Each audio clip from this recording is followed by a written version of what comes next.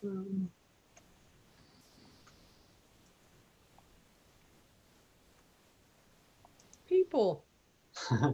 Welcome, everyone. So good to see you. Thanks for making the time to join us this evening. My name is Michael. I'm the events coordinator and publicist at Annie Bloom's Books. For those who aren't familiar with the store, we're located in Portland, Oregon, in the heart of Multnomah Village.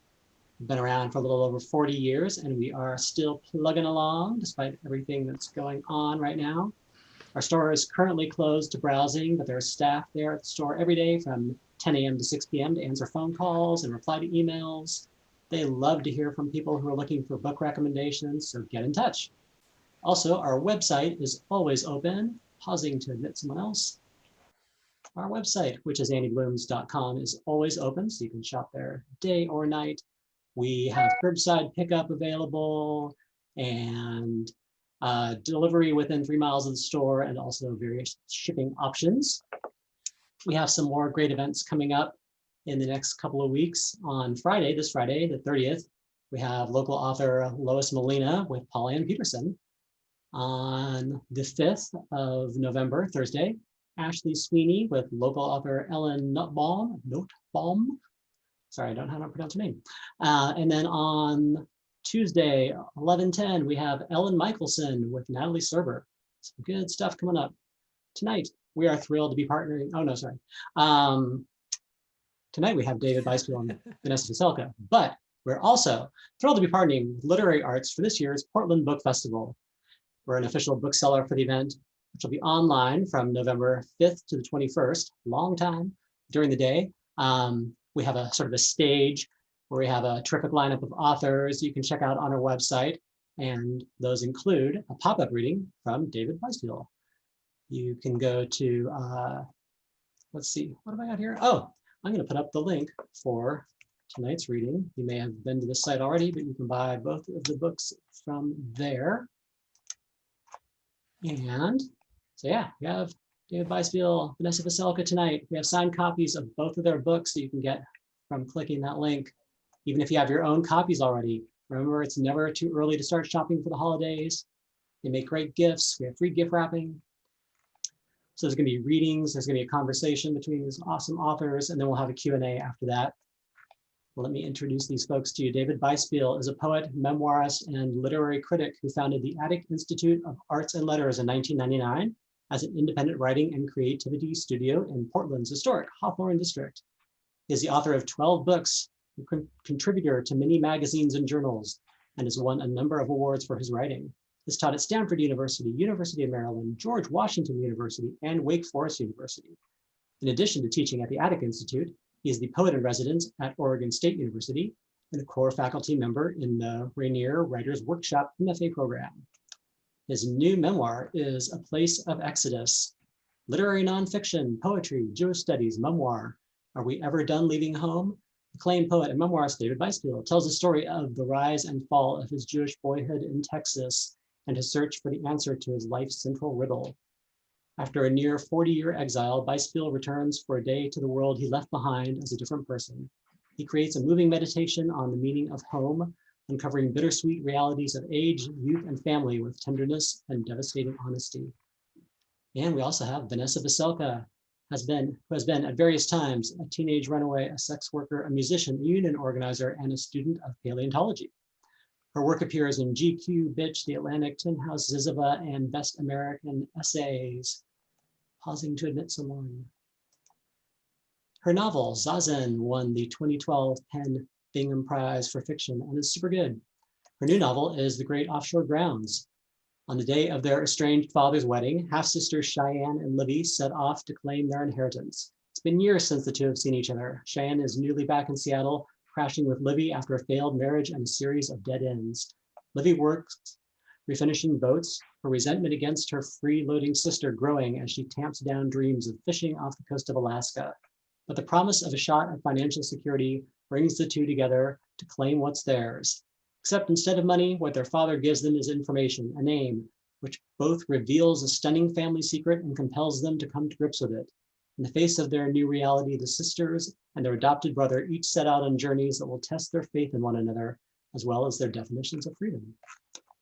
Welcome, David Biespiel and Vanessa Veselka. Thanks for having us. Thank you. So am I reading first or David, you want to go first? I was hoping you would read first, Vanessa, but Okay. so great to see you and do this with you. And thanks so much, Michael, and everybody who's come. Yeah, Yeah, you want to absolutely. go, and then I'll read, and then we'll talk. Sure. Um, I feel much closer, I will say, on this Zoom because we're all in the same town. I think I recognize a lot of the names. It actually almost feels like being all together. So I'm grateful for that.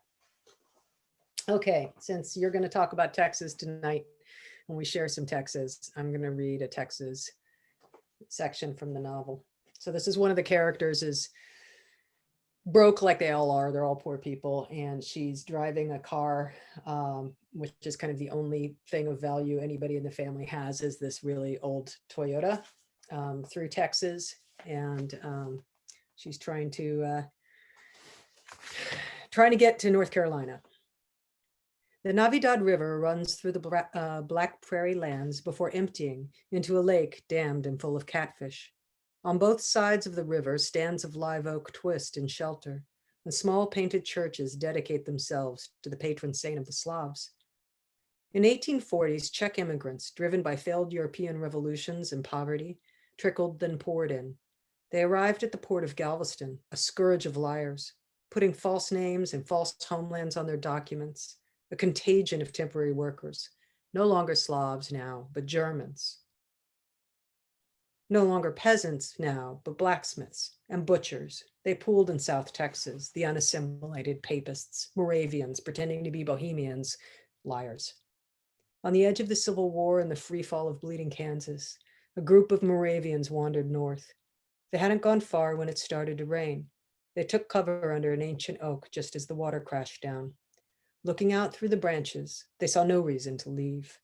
Settling there, they built the town of Dubina, Texas, Dubina, oak grove, in the mother tongue, the oak sacred to the Slavic god of thunder. Today, Dubina is a specter, having been raised by fire. Its history, however, has been preserved in the University of Texas archives and uploaded into the decentralized databases of modern ancestry websites. You can see their names in the census taker's neat cursive. A woman of either 22 or 27, born in Bohemia or Moravia or maybe Austria, claiming 10 or 12 children, half of whom are dead. For the record, the census taker says, tell me, where did you lose them? Did you eat them? Olga, Elizabeth, Frank, Anna, Catherine, Josef, Walter, where are they? No, she says, I did not lose them. I did not eat them. They are under the Black Prairie. They're in the mud of the Brazos, tangled in cottonmouths. Crossing Texas, Cheyenne had slipped into a dream state where her body drove, but her mind, and over the last 4 years, every idea she'd had about who she might turn out to be spiraled to the ground. Cheyenne had never seen anything as wide and flat as West Texas. Once she reached the plains, the sky touched the ground everywhere. She passed decommissioned oil rigs, machinery rusted into place. Coming into Odessa, there were functioning wells, hundreds. Rigs pounded the earth methodically, a horrifying sight. They looked like dying cattle, yanked back by the back of their heads to the ground. She started, held her breath as she would as she passed a graveyard. In Abilene, she heard about the storm, with the hurricane-force winds that was sitting on top of Fort Worth. According to the cashier, roads were flooding. It would go on for the next 24 hours. She thought about waiting it out, but also considered what the man at the gas station had said about not stopping any longer than was necessary in Texas, and turned south towards San Antonio and then east again. Outside of San Antonio, she saw a state trooper. She decided to turn off and see if she could find a parallel route. The land began to roll in hillocks and green again. She could feel the pressure dropping.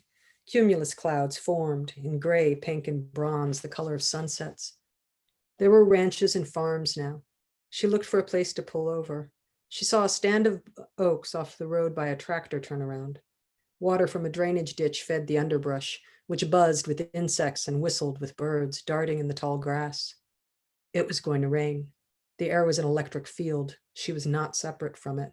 Rain, rain hard, make me 8 years old again. Lightning shock my heart, make me cry for real. She saw drops on the road and smelled wet cement. She thought she might choke from relief. What was it, this feeling? She parked and got out. She wanted to feel the air and the electricity on her skin. Then the rain really came. She grabbed her peanut butter and bread and ran for the oak trees. Under one, she found a spot to watch the clouds move. Branches touched the ground and around her. She felt something sharp. It was a metal plaque embedded at the root, heritage tree, 1,000 years old. Not ceremonial, a surveyor's mark. Do not cut, do not sever. But the tree had grown around the plaque. It has folded it into its roots and buried it into the soil. The rain bounced off the road. Glorious, don't stop. May singing atoms crown us all, don't stop. The sky turned to jade and the clouds merged into a giant wall coming towards her. There was a roar of hail. The Toyota was getting pummeled. She saw the wall of clouds descend in fangs, biting the earth. Lightning struck and flashed in a cloud. She began to count. At 3, thunder boomed. A second later, a barrage of hail drowned all sounds.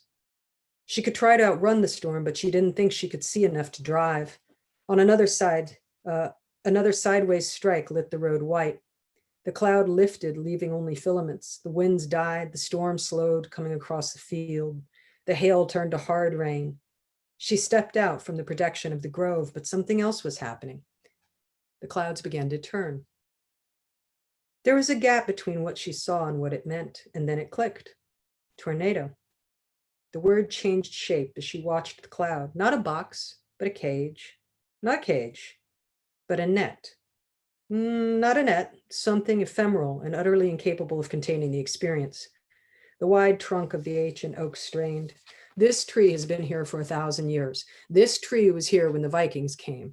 This tree lived here at the time of the Toltec. This tree, and there was a new sound. In the field across the road, a twister touched down and spun the earth into clouds. It tore a trench through the adjacent field. It hit a herd of cattle and one fell broken, one to the ground a few feet from where she hid. She saw another come down not far away from the first and threw up in the dirt. The ancient tree seemed to lift and she could feel its great roots loosening. The tornado jumped across the road and came toward the oak grove. Everything got dark, then light, and then flickered like a silent film. She saw the tornado pass in front of her. It picked up the Toyota and spun it into the air. The debris cloud was everywhere then. In the jet engine sound, her mind went blank. She let go of the roots and closed her eyes and covered her head with her arms. There was a massive crack as a bolt of lightning struck the field behind the trees. She was now under the storm, a boom of thunder and then hard rain. It came in sheets through the oak branches, beating her back as she crouched with her knees tucked, hands over her head. And then there was only the sound of the rain, which was deafening. So I wanted to read that just in honor of Texas, not because it's the most important part of the book to read to anybody, but since you and I have shared a lot of discussions about Texas I and appreciate that. floods and storms. So, Yeah, I appreciate that. And my book has a lot of floods and storms as well. But I don't know, I think that that passage tells a lot about the sort of random danger that your characters keep finding themselves in. So it definitely illustrates, if you like danger, this is what you want to read. Okay, I'm going to read a passage I also have not read before from this book. The book tells a couple of stories. One is about where I grew up in Texas, in Houston, and it also tells about I left when I was a teenager mostly, and it kind of answers the question of why I never returned. And in order to tell that story, I had to tell why I left. And this portion of a chapter is called, well, the chapter is called The Quarrel. And in this portion of the chapter, it relates some of the seeds to a conflict I had with the rabbi who was my family's rabbi at what is the largest conservative synagogue in North America, which is in Houston. And I had gone, read a little bit. I'm going to put something in the chat. It's a little bit of language. If I get my chat to open.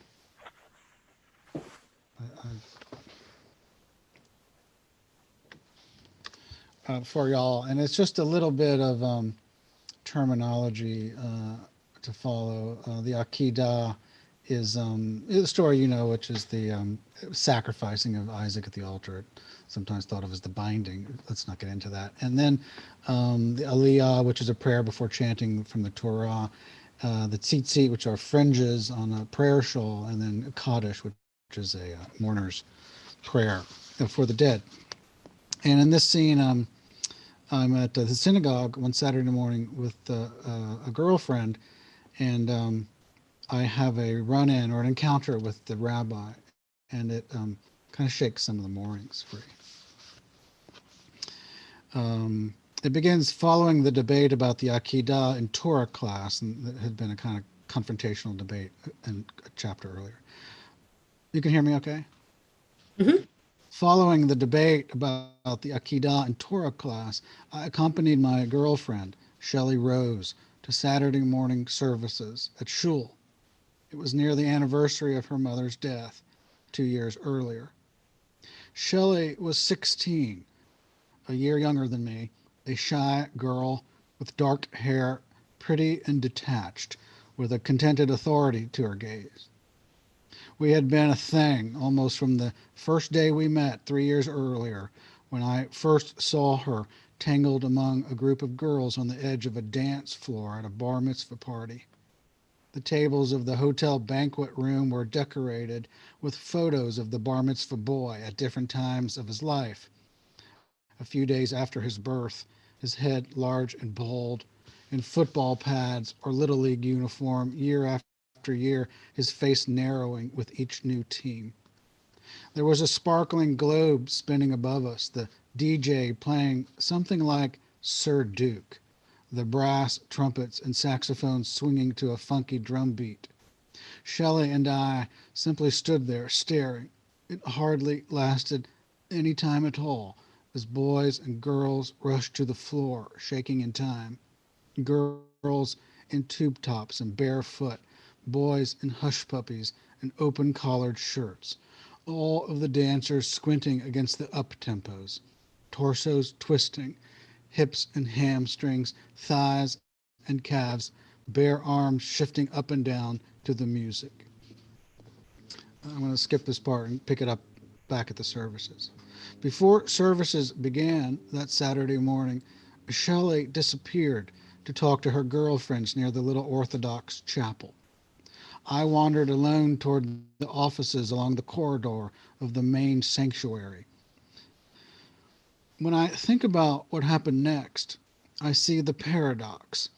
The myth of one's great crisis is precisely that which we come to trust the most. We absorb the myth into our identity and preserve it when it comes under threat, such that we have a devotion, a tenderness even, for the darker occasions of our testimony.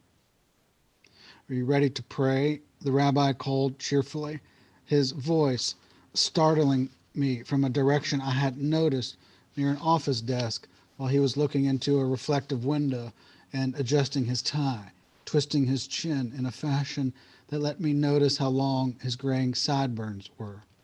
Yeah, ready, I said, and pumped a fist. How's school? He asked. Midterms, I said. Have you read this morning's Parsha? He said, using the Hebrew word for the portion of the Torah assigned for the week's reading. No, sir, no. Just like you, he said. Sir? You hesitate. Remarkable. He was fiddling with his tie. In his eyes, I could see he believed his unshakable duty was to prepare us to know, these were his words, the right way and wrong way, and nothing in the gray as we ascended to Jewish adulthood. You hesitate. Remarkable.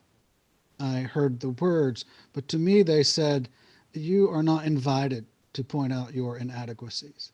You are not invited to form yourself to your own limits, beyond the traditional habits and insecurities about what is good or not for the Jews. You are not invited to forge yourself. You don't know what to do right now, do you? If you say what you want to, you're worried I'll react. Is that it? The rabbi said, suddenly undoing his tie and starting over. Is this a game? I said. Are you playing one?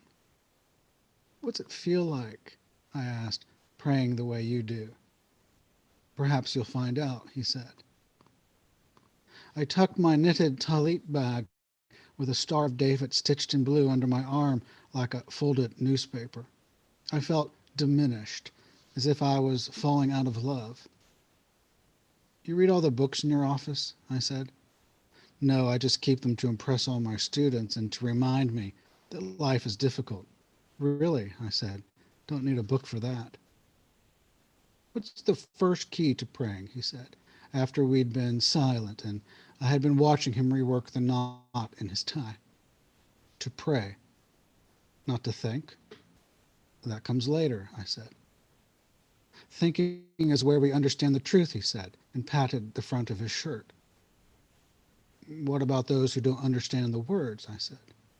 You must help them. God can't be everywhere all the time. God needs God's people to take care of the other people, he said. Like a rabbi? Yes, he said. What if they're afraid of the words? I said. What if they don't understand and they just settle on their assumptions about everything? Perhaps, he said, they'll go far with that, and then farther. Further, I said. What? Further, not distance, degree. We'll need you to take an aliyah this morning, he said. All right? An usher will find you. Shabbat shalom, he called, and turned to walk into the sanctuary to open the morning's service. On the bima, I nudged my way toward the lectern, alongside 3 men bent over the Torah, and awaited my turn to chant the aliyah before the Torah reading. My talit snug around my shoulders, and the fringes of the tzitzit lingering past my waist. Black yarmulke pressed to the back of my head. Flakes of dust covered the laminated card with the Hebrew prayer I was set to recite, but I knew the words from heart. When my turn came, I pressed the tzitzit to the crooked letters on the parchment scroll and kissed the fringes, adjusted the microphone, and bounced the words out of my mouth, at first calmly, and then flung them outward toward the congregants, hoping to make everyone shiver with the prayer that looks backward and forward at once, recalls a lost past of the Israelites in the desert as they move from one encampment to the next after fleeing Egypt. My drawl deep and clear, so that when I reached the last words, Notain HaTorah, I held them lazily through the sanctuary's cooled air like a flock of swallows drifting over everyone's heads. After I stepped off the bima and buttoned my suit jacket, a few men in suits and ties stopped me to shake my hand. Shelley patted my arm when I sat down beside her. Not sure what any of that means anymore, I whispered and crossed my arms. Well, we're here, she said, with a flat stare, appended to a frown, appearing determined, measured, with a searching look like she was waiting for weather to arrive, and she could taste a quickening in the air. I think that weather was a lot like the weather out there in West Texas that you had your character experience. Yeah, I love that section that you read. It was one of the ones I was going to ask you to read too, that I had underlined that paragraph about the sort of the Dark Testament that sort of, I think both of us are interested in myths, sort of myths of self, and as they're being formed and how they can become identity, and then what happens and how long they break or hold. Yeah. I have so many questions. Can I just jump in? Yeah. Let's ask question? each other some questions. I have a bunch of questions for you too, Vanessa. Okay. So first of all, I'll have to say my own experience of reading this was, you just talked about a prayer, that is moving backwards and forwards in all times. And I sort of feel like the Jewish year is in this memoir in the same way a little bit, obviously Exodus is in there, other parts are in there, but, coming through the High Holy Days with Teshuvah, but I was reading it primarily over the last week and a half in, Noach, right? Like in the flood, and this idea of the idea of the character of Noah being, a righteous man, but not a leader, like that this is the fault they find. And I was thinking about the character of your rabbi and some of that talk. And then right now it's like for the Parsha, it's Lech Lecha, right? And so it just, even in reading it, the layers of the Jewish year and the different like points of turning and time being back and forth really, it was hard to separate that out, from what I was hearing. I think that my question, is when I heard you first talk about writing this, People need to know that we've talked about these two books in our kitchen many, many times. yes, Yeah. yes. And when you first started thinking about writing this, my memory, it was very much around, it was before Harvey, but it was very much around the first set of floods the year before. And you were talking, and I remember you saying, I came from this very particular, we're talking about Meyerland. And before I say anything else, can you talk about Meyerland a little bit? Just give people a bit of an overview about what that is. Because I was born in Houston. It was not an area I knew. Yeah, yeah. Where I I didn't forget. grow up there. So, Yeah. Yeah, Meyerland is a section of the city that's kind of the historic Jewish neighborhood of Houston. I would describe it like this. At one end of, and it is divided, the neighborhood is divided by Bray's Bayou, which is one of the two major bayous in the city. The other being Buffalo Bayou, which runs downtown. And this is on the southwestern corner of the city. Now, when I lived there, when we lived there in the 60s, 70s, and 80s, it was, on the outskirts of Houston in a way. Houston is gigantic. It's one of the geographically biggest cities in the world. Now, Meyerland is sort of inner Houston in a sense. On one end of Meyerland was this synagogue that my family belonged to. They had a school where I went to school. It had an Orthodox chapel in it. It was a conservative synagogue. It had a museum. It had a kosher kitchen that could feed 1,000 people, for events. 2,500 families belonged to this congregation. Had an auditorium. I'm missing things. It could seat 3,000 people at high holidays. More, 5,000 people. It had 3 or 4 services during high holidays. About 3 miles west of there is another congregation, a Reformed temple, which is the oldest congregation in Texas history of Beth Israel. And across the street from there, and this is all along the bayou, across the street from there is a Jewish community center. Just to be current, about the size of Dodger Stadium. A couple swimming pools, racquetball courts, tennis courts, softball, baseball fields, a theater, a craft rooms, a restaurant, auditoriums, basketball courts, etc. But culturally, it was sort of the 92nd Street Y of that part of town. And then my family lived just across the street from there, more or less, kind of dead center in this neighborhood, and very involved. We went to the synagogue regularly. I went to the school. My mother was a leader in the community. She was the head of the National Council of Jewish Women and other groups. And so our lives were really braided by, being Meyerland Jews. In fact, I say in the book, one friend described our upbringing as Houston's, 3 or 4 million people, and he thought Houston was 80% Jewish because we didn't really leave this neighborhood. So that's kind of what gives you a sense of it. And I was integrated with Jews and Christians, and predominantly, I suppose, Christians are surrounding there. But the public schools, were more or less shut down on Jewish holidays and high holidays because so many Jewish students weren't going. That's Meyerland. yeah, and I think that that's also important because when you're talking about what it means to break from a place, break from a home, and break from a people, and break from history, you're coming out of a place where it was all together in a very different way, where the experience wasn't as much of being a minority of anything. The experience in your world was this was the world. Yeah. And yeah, that's right. Well, I think about that, when I left there, I, never wanted to see it again. And, but missed this place, missed Texas, missed the environment in a way, the sky, being from Texas, with a lot of hostility. But interestingly, when I was working on the book, in order to sort of simulate it, or reenact it in the book, I can see it differently, and being much older than people who were kind of characters in the book were then. trying to allow for what it was people were trying to create, a tight-knit community that supported itself. I mean, I think of that, Vanessa, in terms of your book, where you have these characters who are somewhat placeless and traveling around everywhere. They're looking for something to bind them together. And I wonder if that's something that you're thinking of, about what is it that brings them to the characters in your novel together.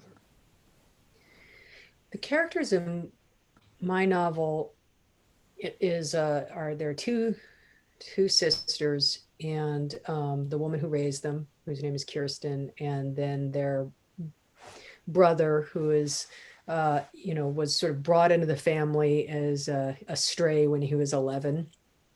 And so I was having a conversation with somebody about this, and we're talking about chosen families, and I think we hear that term a lot, and I think it has a lot of meaning for a lot of us in different ways. But I think that in their case, one of the big things in my novels are, like, a lot of those characters are very, very poor, right? But I mean, and so the way that they come together, the way they are bound together, is through deep ties of loyalty to each other in a very specific way, because home is created where they are.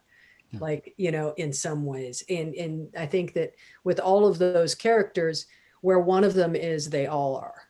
So, but it's not attached to a place. So there's this ranging of trying to find how they make their way in the world, where they end up. I mean, I think Cheyenne, one character who I read the section from, has got her own, situations and ways that she's ranging around. But that sense of always being together, I felt when I was writing them, that they were always in the Dunstkreis and the presence of each other's personalities and referencing each other so much. Yeah. That they were always together. And I think that, but they are in some ways constantly lying to each other, because this idea that, like, when you have very few resources, financial, emotional, labor, whatever, and I know that you can't help me with something, like something bad has happened to me, or something I can't figure out. And I know you can't help me. And I know if I tell you, you're either going to just feel bad about it, or you're going to try to give me the thing that you have that isn't enough to fix the situation, and then you don't have it. Right. So there's,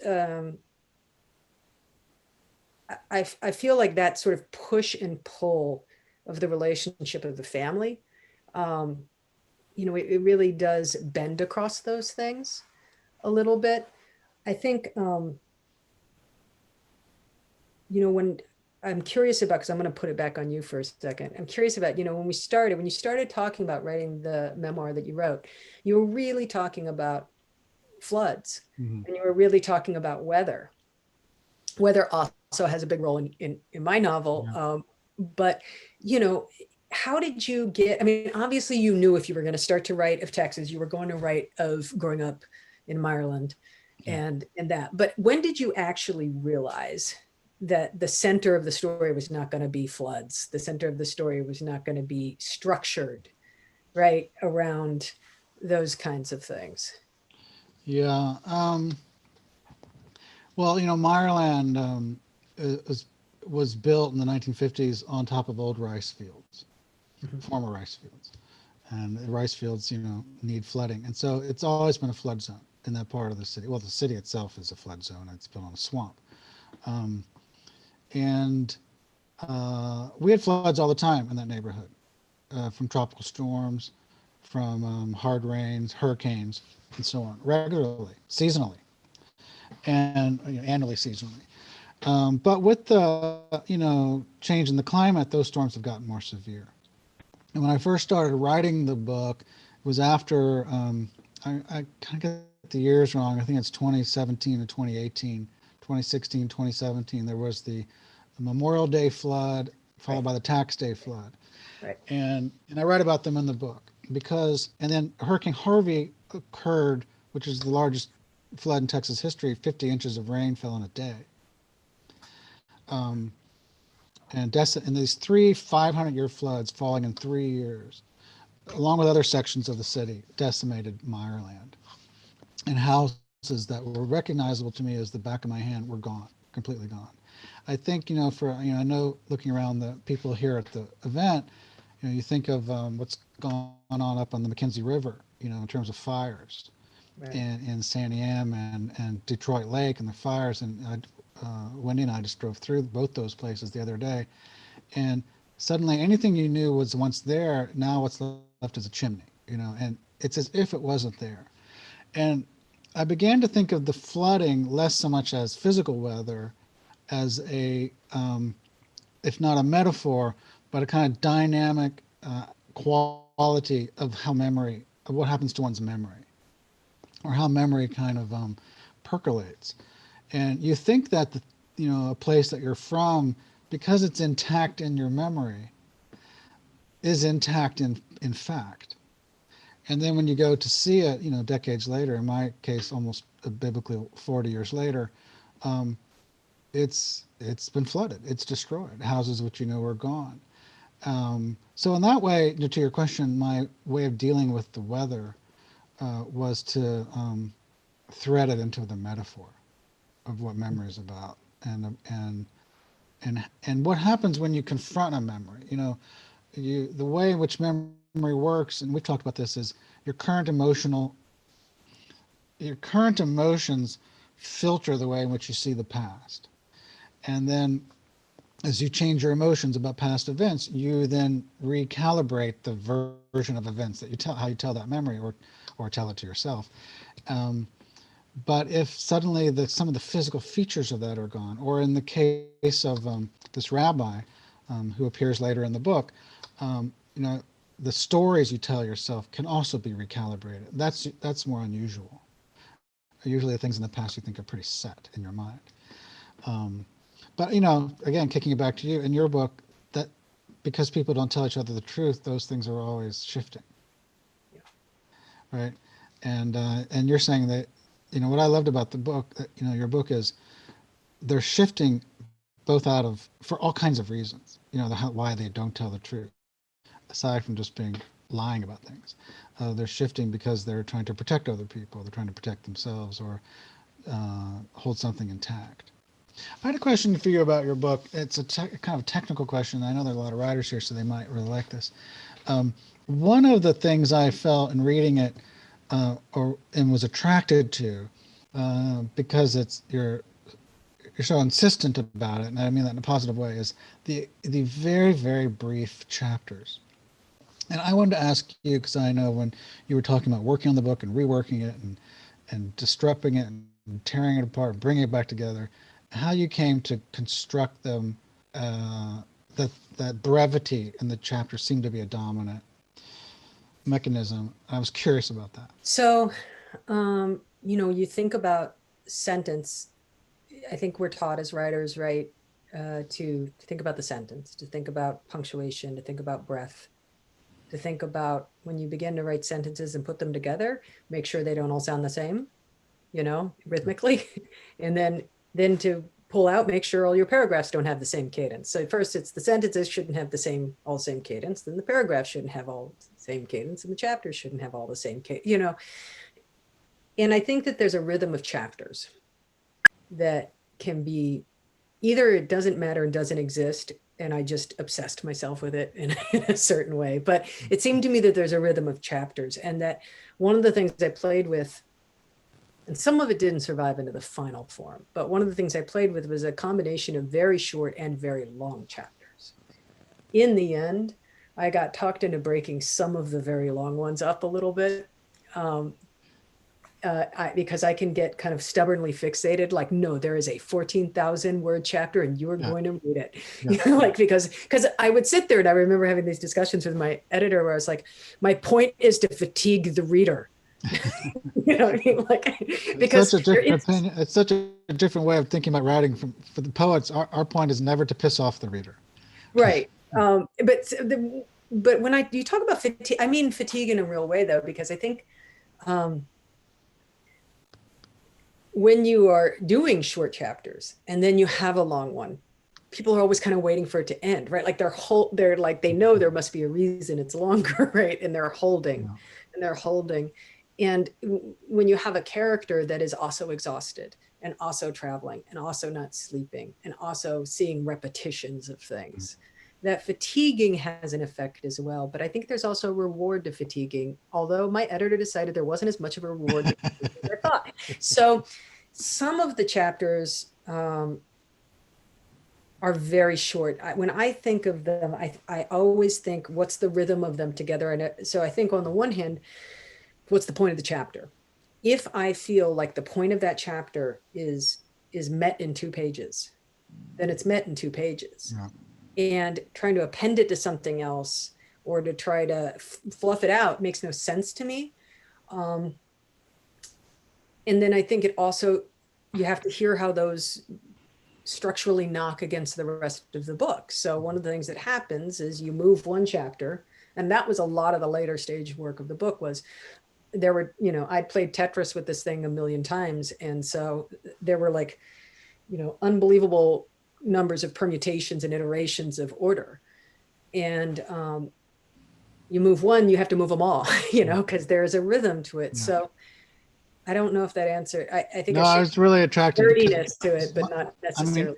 yeah, my experience reading, is reading it was I knew the chapter was going to be brief. I mean, you can visually see it's going to be a page and a half or 2 pages, and so you're invested in what's occurring right there, and your writing is so present in that way.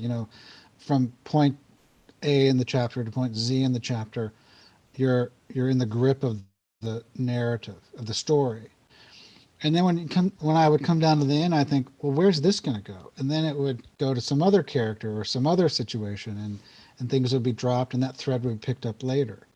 And the pace of it, the sort of stepping stones. I mean, that's how I kind of took it as. I found very pleasurable. So I was just curious about how you came to that decision. I mean, I'm going to ask you. Go ahead. More than anything, my editor, Tim, helped me with that part, because Yeah. I had gotten to a stage of blindness about it. I knew multitudes of ways that it went.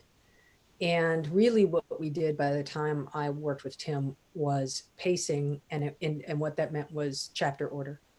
Yeah.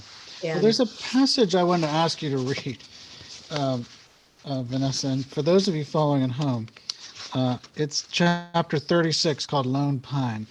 And it's the end of this chapter. And the reason I picked it for you was it's a little different than the other endings of chapters, which have a way of kind of getting you to almost to a dramatic peak and stopping. And this one, sort of, the lariat is thrown out a little wider. And I found it really beautiful. And I wonder if you'd read it. This would be from, she pulled into a gas station. So I'll get you back on the road. And then down to the end with the coin. okay, this is when the Cheyennes first left. So it's before the part I read earlier. She pulled into a gas station and parked by the bathrooms. She'd had little sleep for 2 days. Joshua Tree was only half an hour west and would probably have safer places to park her car and nap. Jackson had mentioned that a former student of his, Ben, was living there now. She might be able to find him, though she wasn't entirely sure how that would go. She and Ben had been close once, and not under the best circumstances. The idea of seeing him made her slightly nauseous. She'd had a genuine affection for him at one point, but then again, there were a lot of ways to tell that story, and the story of those years, and most were not a portrait of victory. She doubted she'd like his version. Still, in an emergency, she wouldn't feel weird about calling on him, maybe, like if she got stabbed. Because that's the great thing about emergencies. Everyone has to drop everything they think about each other and act like a human. Sadly, her being a fuck up wasn't an emergency. Outside, the Mojave Desert stretched before her. She made a sandwich on the hood of the Toyota. She was lonely, and it wasn't a new feeling. A few feet from where she stood, the poured concrete of the gas station parking lot ended and the desert began. She hadn't expected to have a sound, but it did. A baseline noise of rattlesnakes and sidewalk winders, camel spiders and drone flies. The wind blew at the back of her legs and through the scrub brush.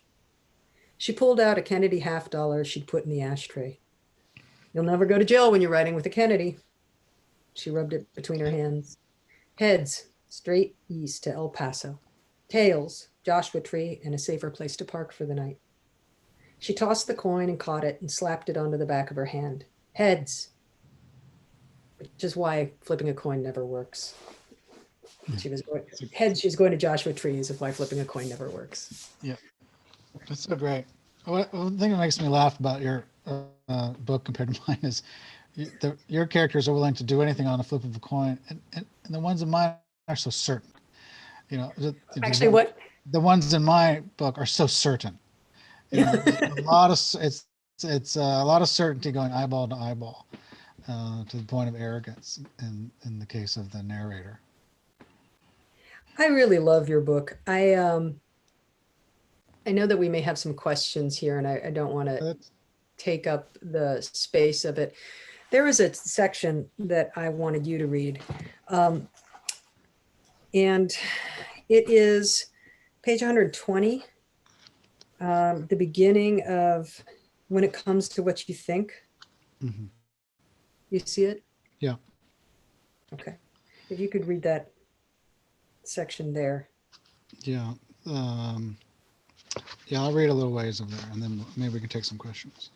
Okay. So this occurs in the second half of the book, which really tells the story of my return. I went back to the neighborhood for a day to kind of walk around and get a sense of the devastation, but also to sort of recoup what was left of the memories. When it comes to what you think of as your true home, I suppose childhood is one's proof of citizenship. The thing about entering the past all alone is it expects you to know more about it than it does. The past trusts you've thought deeply about the rhythms of what has happened to you. The sagacity of memory is that it's always nearby to offer direction and disposition, caution and counsel, cure and comfort, and rebuke. What was I thinking I would find when I walked around these long streets and pondered how I left Texas as someone wrestling with the choices of growing up in an ethnic group, in possession of all that glorious disgust about all that conformity? It was the natural course of events for me as an ambitious young man to deny my birthright and rebel, to emerge as myself, as an individual in America in the 1980s required destructiveness, self-destructiveness, if that's what you want to call it. After I left Texas in 1982, I had drifted on what I took to be light, sparkling waves of a new secular life. The ceremonies and occasions that had once marked time in my Jewish observance, like ports of call on the horizon, I passed by, my mouth filled with an acidic taste. It didn't take much work to forget that this autumn month brought the high holidays, or that spring month brought Passover and I hadn't noticed at all, or that each Friday night, by not tending it, I violated the Sabbath. Early on, after I set out from Texas, I determined to make myself solitary. I believed solitude could take me towards an otherwise unattainable experience of reality. Whether I was living in the remote hillsides of Vermont or at Ocean Beach in San Francisco, I felt flooded in my strangeness, amputated from everyone else, forging new commonplaces and tending to the business of my existence in alien rooms. Nearly 40 years passed. I'd hardly crossed the border back into Meyerland in all that time.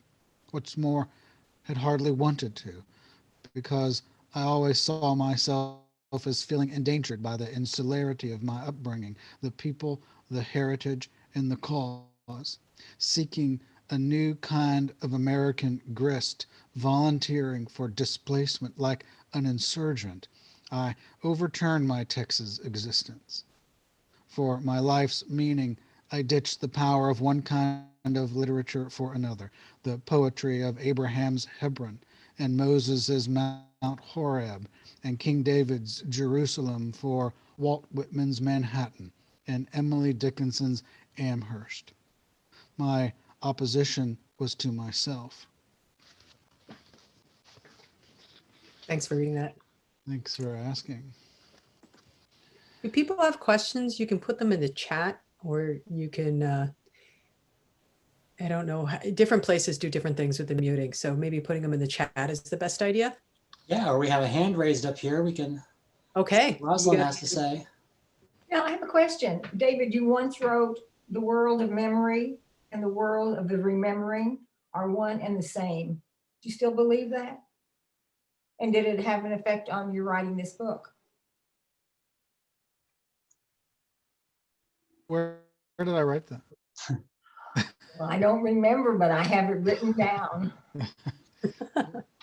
The world of do is the world of The do. world of memory and the world of the remembering are one and the same. Oh yeah, yeah, I definitely still believe that. Yeah, I don't know if belief has anything to do with it. I think that's true. I mean, that one condition is conditioned on the other. One creates, and the other creates the other.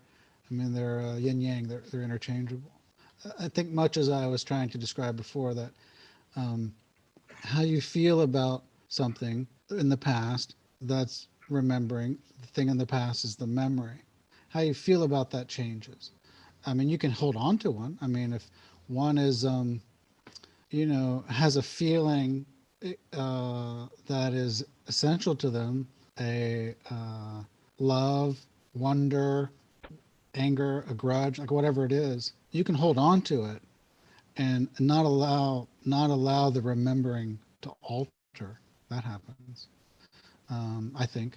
But it's I'm sure that little nifty expression of mine came from talking about writing about memory, about how memory works in writing.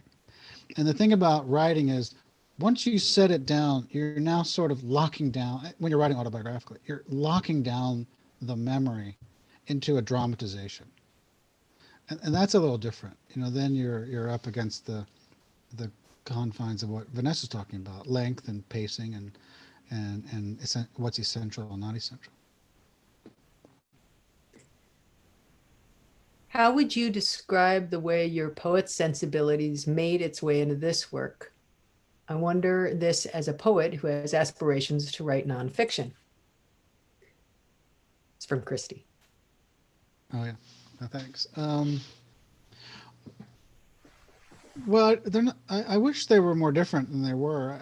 I think I often did think they were more different when I was younger. I thought for me writing prose was like chewing rocks. Because it was so slow. The process was so slow on my end, and also the way in which my limitations, the way in which I narrated was slow. And poetry is really interested in speed, in velocity, and crystallizing a metaphor. At least the poetry I know anything about. But in the end, the making of this book, I worked on it just like it was a poem. I worked on parts where I had the greatest interest. I worked on aspects of it where I felt I had the greatest emotional connection to, things which I didn't have those connections. Often I wasn't ready to write them, even though I knew I had to get to those parts.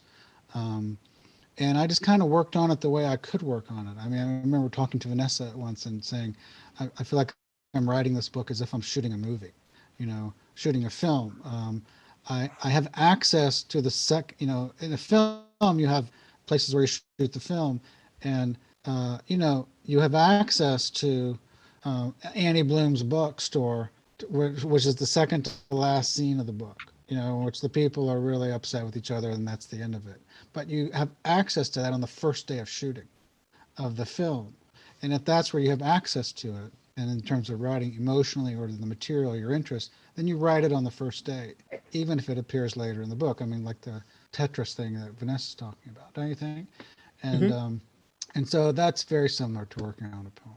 And then it's modular, and you put it together. I've never written a novel Is that how you write a novel? Obviously different people are different, but I know with this novel, not only am I always sort of working on, I mean, on the one hand, when I'm starting, the thing is I try to hide the end from myself as long as possible. But all the other things that sort of shift around, I'm writing them from all angles as I go. And once I get a fair amount down, I'm jumping quite a bit because, so I took a period of time, because it was a long book and it had a longer version at one point. I took the alphabet and I took 1 through 21. I can't remember why 21. And I cut them into little squares and laminated them with tape and put them in a jar. And they were each attached to, I made a graph of particular sections. And then the numbers were a set of times, I think. And then another thing I can't remember right now because you go crazy when you do this stuff. And so what I was doing is I realized that, okay, I've got parts of this novel that a section needs work that needs some very minor fine tuning, like last stages of a couple of paragraph tweaking.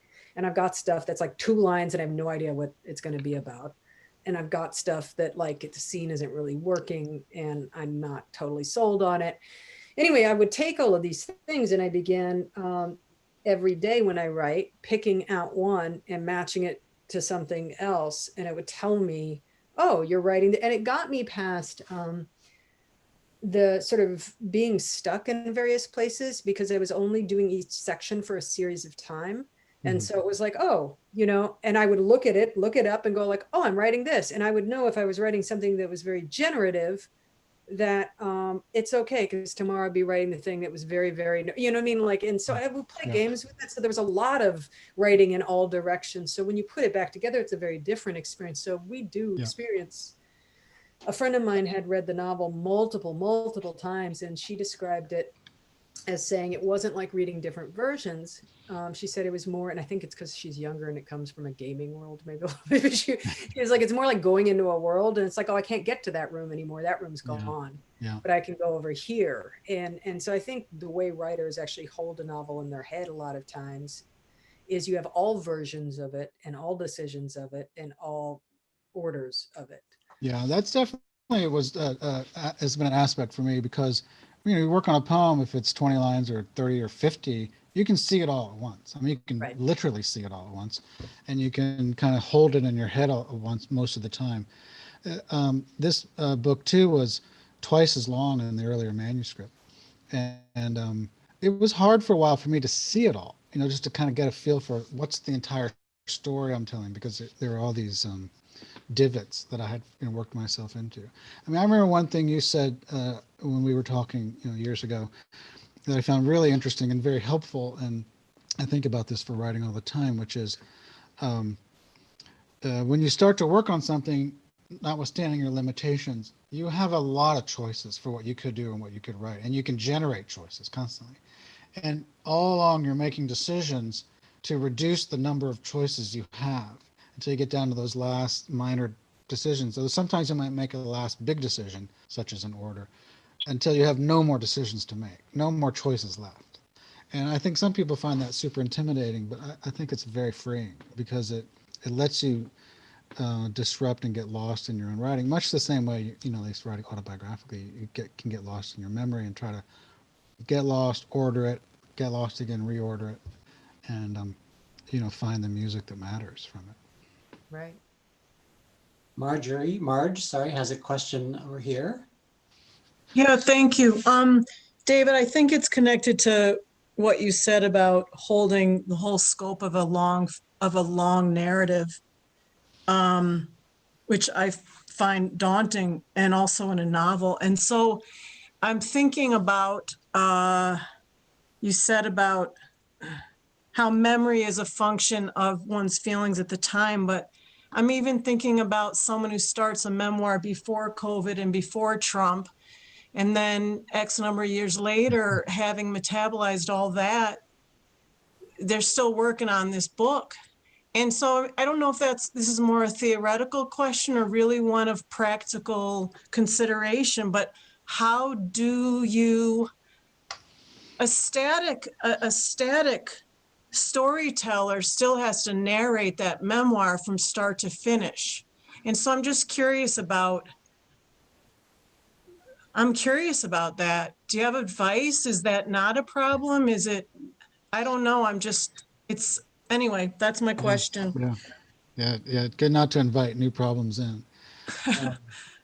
I don't know the answer to that question. I think it's different for everybody. I mean, in my case, I started working this after the first two floods, but I was working on it when the third one hit, and the third one was the big one. And I felt a lot of urgency to get it done because I felt in competition with time, that the place was changing, and I thought I was sort of, something of what I was doing was something of a reclamation project, restoration project. And people who I grew up with kept reaching out saying, we really want your book because it's going to hold this place as it once was, and it'll never be that way again. And I kept saying, my book may not be the one or the one that does that for you. But I also think that, in terms of, how events like a presidency like Trump's and the sort of wrack it has brought upon the country, that we have a chance to rectify next week. I'm looking at the people here, I'm guessing everyone here has already voted. You can't get pushed around by events that way. I mean, you've got to stay, in my view, and maybe Vanessa feels differently, you've got to stay focused on the thing you're making and what your relationship is to it. And when I talk about memories change, your emotions change, I don't mean the emotions in the memory. I don't mean the emotions in the past. Your emotions about the past change. And if they change because of a radical right-wing authoritarian government enters your life and that changes how you see the past, well, you just let that happen. You just build that into your narration. In fact, I don't know that you are static. You're as dynamic as anything else.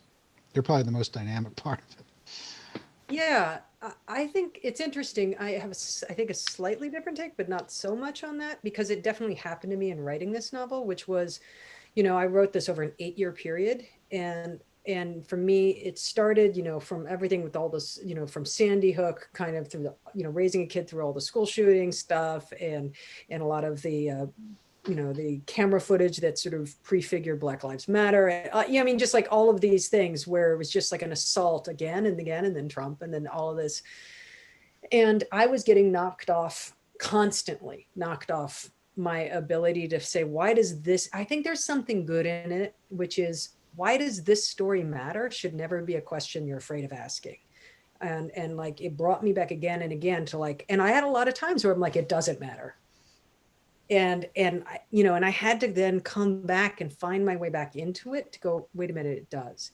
And every time I had to do that, I had a deeper understanding of what that story is. So I feel like this may sound a little woo-woo, but I feel like the truth is always like, these truths are there and you're continuing to unearth them, but they're already there, in some ways. Like if you have the right thing you're looking at, you can find an unbelievable amount of whatever those kinds of truths are for you in that artistic experience by coming around to it again and again. But that sort of, that question, why is this story important to write at this time, is a good question.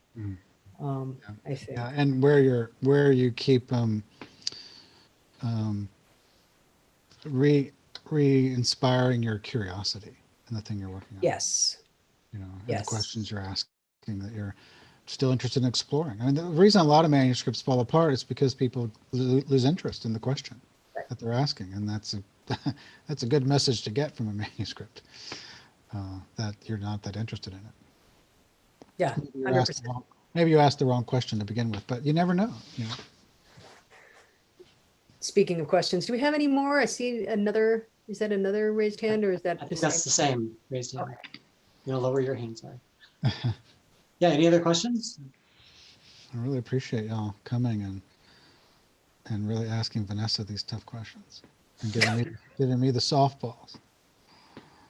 You both had such great answers to everything. Thank you so much for your time and your care and your thoughtfulness about literature and writing and sharing it with everyone. It's really great. Yay, from Liz. Thank you. Thank you all so much for coming. Appreciate it. Yeah, thanks so much to everyone for joining us. It's really great to see you all here, and we hope you'll come to another event soon. Hey, I will put in the link one more time here that you can go to buy these fine authors' books. at I'll put Annie There you Bloom's go. books, which is a gem of literature in Portland. Thank Absolutely. you very much. All right, thanks everyone. Have a wonderful evening. Thanks for having us. Thanks so Yes, much. thanks Vanessa. Thanks David. Great to see you you. guys. Bye, y'all. Bye. Bye, Vanessa. Bye, Michael. Bye, David. Bye, everybody.